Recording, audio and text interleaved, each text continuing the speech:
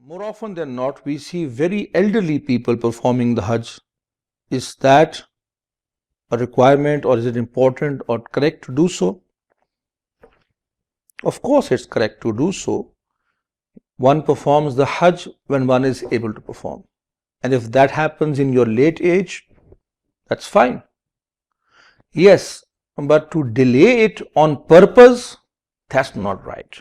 That would not be the right way to do it. It is better to do it as soon as possible. The moment that you are able to perform the Hajj, do it.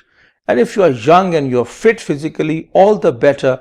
For the ibadah performed in the youth, in the shabab, is of course much easier and inshallah more effective. However, the Hajj will be performed when you are able to do so. May Allah accept your Hajj.